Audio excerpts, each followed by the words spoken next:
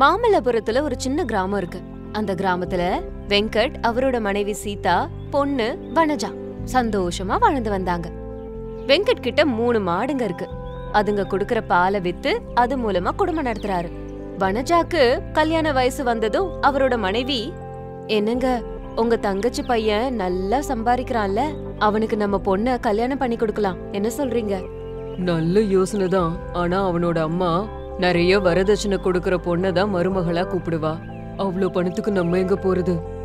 நம்ம மாட்டை வித்துடலாங்க, பணம் வரும். என்கிட்ட இருக்கிற நகையெல்லாம் கல்யாண அன்னைக்கு கொடுத்துறேன்னு சொல்லிடுங்க. கண்டிப்பா ஒத்துக்குவா. ஒரு தடவை போய் பாத்துட்டு வாங்க. அதுக்கு அவரு சரின்னு சொல்லி தங்கச்சி வீட்டுக்கு போனாரு. அவகிட்ட கல்யாண விஷயத்தையும் பேசினாரு. சரி அண்ணன், கண்டிப்பா செஞ்சிரலாம். 2 பேருக்கும் ஜோடி பொருத்தம் கூட நல்லா இருக்கு. ஆனா இந்த வரதட்சணை, நீங்க சாப்பிடுறதுக்கே கஷ்டப்படுறீங்க, அப்புறம் எப்படி வரதட்சணை பணம் தருவீங்க? இங்க பாருமா, வரதட்சணைய பத்தி கவலைப்படாத. என்கிட்ட இருக்கிற மாடுகளை வித்து உனக்கு பணம் தந்துடுற. உன் அண்ணியோட நகைங்களையும் கொடுத்து அனுப்புற. அப்படின்னா சரிதான். சீக்கிரமா பணத்தை ஏற்பாடு பண்ணி முகூர்த்தத்தை குறிங்க அப்படின்னு கல்யாணத்துக்கு சரின்னு சொன்னா. அவரு ரொம்ப சந்தோஷத்தோட அங்கிருந்து வீட்டுக்கு திரும்ப வந்தாரு. வீட்டுக்கு வந்தவரு மனைவி கிட்ட சந்தோஷமான சுப வார்த்தைகளை சொன்னாரு. அப்புறம் எங்க நம்ம வெயிட் பண்ணணும்? சீக்கிரமா மாட்டை கொண்டு போய் வித்துருங்க.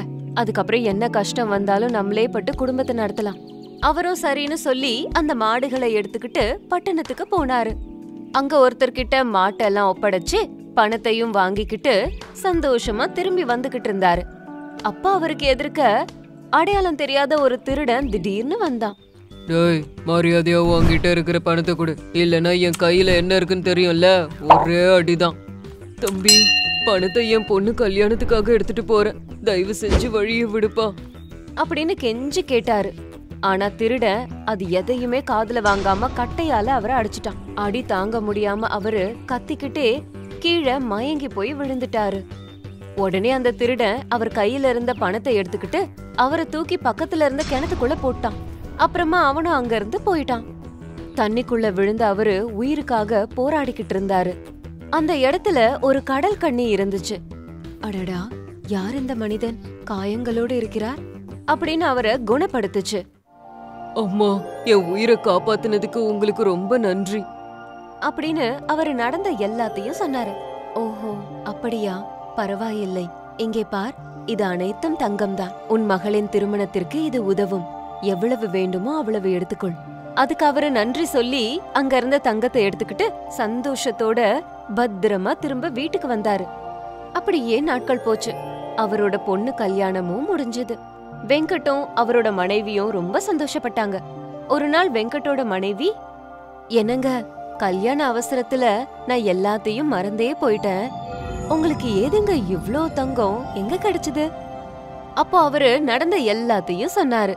அத கேட்ட அவ ரொம்ப ஆச்சரியப்பட்டா. இதுக்கு முன்னாடி அவன்கிட்ட பணத்தை திருடின திருடன் எல்லாத்தையும் கேட்டுட்டு இருந்தான். ஓஹோ, இவன் எப்படியோ உயிர் தப்பிச்சிட்டான். போனா போட்டோம், நல்ல ரகசியத்தை சொல்லிருக்க அப்படின்னு அங்கிருந்து வேக வேகமா அந்த கிணத்துக்கிட்ட போனான். உடனே கிணத்துக்குள்ளேயும் குதிச்சான்.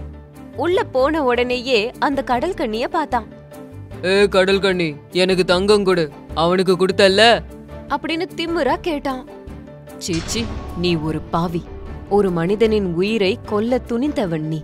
உன்னை போன்ற ஆட்களால் எவ்வளவு பேர் எவ்வளவு வேதனை அடைகிறார்கள் என்று உனக்கு தெரியுமா? நீங்கள் அதை பற்றி யோசிக்க மாட்டீர்கள். உங்கள் வயிறு நிறைந்தால் போதும். நாங்கெல்லாம் வாழணும்னா அதை கூட பண்ணிதாம ஆகணும். வாழ்வதற்கு பல வழிகள் இருக்கிறது. என்ன வேணாலும் செய்யலாம். அது முடியாவிட்டால் 4 பேரிடம் யாசகம் கூட கேட்கலாம். என்ன நீ ரொம்ப பேசிக்கிட்டே போற? கத்தி எடுத்து குத்திருவேன், ஜாகிரதை. என் பரிசு எங்க கொடு அப்படின்னு மிரட்டி பேசிட்டு இருந்தான். உன்னை போன்ற கொடியவர்களுக்கு நல்ல பரிசையே அளிக்கிறேன் அப்படின்னு பெரிய மீனா மாறி அவனை அப்படியே முழுங்கிடுச்சு. முதல் பாகத்துல முக்காடு போட்டுக்கிட்டு முரளி வீட்டுக்கு ஒரு ஆள் வந்தாரு. அதுக்கப்புறம் என்ன நடந்துச்சுன்னு இந்த பாகத்துல பாக்கலாம். முக்காடு போட்டு வந்த ஆளை பார்த்து கௌரி, நண்பா, யாரும் திருட வந்திருக்கான், சீக்கிரமா எழுந்திரி அப்படின்னு கத்துச்சு. அத கேட்டதும் முரளி எந்திரிச்சு திருடனை பார்த்ததும் அவன் உடனே அங்க இருந்து ஓட ஆரம்பிச்சான். பின்னாடியே முரளியும் போனான். யாரா நீ? இந்த ராத்திரி வேளையில இங்க என்ன பண்ற? அப்படின்னு முக்காடை எடுத்தான். அது வேற யாரும் இல்ல, வெங்கையா. அப்போ முரளி, வெங்கையா, நீயா? எங்க என்ன பண்ற? உண்மையை சொல்லு, இல்லனா இங்க நடக்கிறதே வேற. சொல்லு. இல்ல முரளி, நடந்தது சொல்றேன். உன்னோட காலமாடுங்களை கொன்னதும் நான் தான். ஏன்னா ஒவ்வொரு தடவையும் போட்டியில என் காளைங்க முதல் இடத்துல வரணும்னு தான். எனக்கு பணம் ரொம்ப தேவையா இருந்தது. அதனாலதான் முதல்ல உன்கிட்ட வந்து பணம் கேட்டேன். நீ போட்டியில கலந்துக்க போறேன்னு சொன்னல, அதனாலதான் என்ன பண்றதுன்னு புரியாம உன் காளைங்களுக்கு உடம்பு சரியில்லாம போறதுக்காக மருந்து கொடுத்துட்டேன். ஆனா நான் கொடுத்த இன்ஜெக்ஷன்ல ஹை டோஸ் இருந்ததால அது செத்துருச்சு. என்ன மன்னிச்சிரு. அத கேட்ட முரளி ரொம்ப கோவப்பட்டான். ச்சே, நீ இந்த வேலையை செய்வன்னு நான் நினைக்கவே இல்ல. பணம் வேணும்னா கேட்கணும். நான் போட்டியிலேயே கலந்துருந்திருக்க மாட்டேனே. அநியாயமா என் காளைங்களை இப்படி கொன்னுட்டியே. உன்ன போய் நண்பனா நினைச்சதுக்கு என்ன செருப்பால தான் அடிக்கணும். இந்த ஜென்மத்தில நீ என் முகத்திலேயே முழிக்காத அப்படின்னு அவனை கண்ணா பின்னான்னு திட்டி அங்கிருந்து அனுப்பினான். அத கேட்ட அந்த பசுமாடும் காலமாடும் ரொம்ப வருத்தப்பட்டுச்சுங்க. அந்த வேலையை செஞ்சது இவன் தான் என்னால கற்பனை கூட பண்ணி பார்க்க முடியல. இந்த தடவை போட்டியில உனக்கே பணம் கிடைக்கும். எப்படி வரும் நண்பா? என்கிட்ட இருக்கிறது 2 மாடுங்க இல்ல, ஒன்னே ஒண்ணுதான். அதனால என்ன இப்போ? நான் இருக்கேன்ல. இந்த தடவை போட்டியில ருத்ரா கூட சேர்ந்து நானும் கலந்துக்கிறேன். கண்டிப்பா நம்ம தான் ஜெயிப்போம் அப்படின்னு சொல்லிச்சு மாடு. இல்ல கௌரி, இப்பதான் நீ நிலத்தெல்லாம் உழுது ரொம்ப கஷ்டப்பட்டு இருக்க. மறுபடியும் போட்டியில கலந்துக்கிறதுனா கஷ்டம். நீ கர்ப்பமா வேற இருக்க. உன்னை இவ்ளோ கஷ்டப்படுத்தினா அந்த கடவுள் கூட மன்னிக்க மாட்டார். விட்டுடு. எஜமானருக்கு உதவுறதுல தப்பு கிடையாது. அவரோட கஷ்டத்தை போக்குறதுக்கு இல்லாம நாங்க எதுக்கு? நீ ஒன்னும் பேசாத, நாங்க போட்டியில கலந்துப்போம், அவ்வளவுதான். பதில் பேச முடியாம முரளியும் சரின்னு சொன்னார். நிறைய நாட்கள் போச்சு. அந்த ஊர்ல மறுபடியும் பொங்கல் பண்டிகை வந்துச்சு. முரளி தன்னோட காளமாடு பசுமாடு 2யும் ஒரு வண்டியில கட்டி அதுல கொஞ்சம் வெயிட்ட போட்டான். அங்க வந்திருந்த மற்ற காளைகளும் ரெடியா இருந்ததுங்க. போட்டி தயாராச்சு. முரளி வெங்கையாவோட காளைகள் சமமா போச்சுங்க. அப்படி போய்கிட்டு இருக்கும் போது பசுமாடு ரொம்ப களைச்சு போச்சு. போட்டியில பசுமாடு கலந்துட்டு இருக்கிறத வெங்கையாவோட மாடுகள் பாத்துச்சுங்க. அது கர்ப்பவதியா இருக்குன்னு தெரிஞ்சுக்கிட்டு ஒரு மாடு கிட்ட இன்னொரு மாடு, நண்பா பாத்தியா, காலைக்கு பதில் பசுமாடு வந்திருக்கு. அது ரொம்ப கஷ்டப்படுது. இது வருதுன்னா இதுக்கு ஏதாவது பலமான காரணம் இருக்கும். அதனால அத முதல்ல போக விடுவோம். அதுக்கு பக்கத்துல இருந்த மாடும் சரின்னு சொல்லுச்சு. அந்த காளையும் பசுமாடும் கொஞ்சம் முன்னாடி போச்சுங்க. அப்படியே போட்டி நடந்தது. அந்த பசுமாடும் காளையும் ஜெயிச்சிடுச்சுங்க. அத பார்த்த முரளி சந்தோஷப்பட்டு மாடுங்க கிட்ட போனான். அப்ப அந்த மாடுங்க வெங்கையாவோட காளைகள் செஞ்சத பத்தி சொல்லுச்சுங்க. முரளி வெங்கையா கிட்ட போய், பாத்தியா, உனக்குதான் விசுவாசம் இல்ல.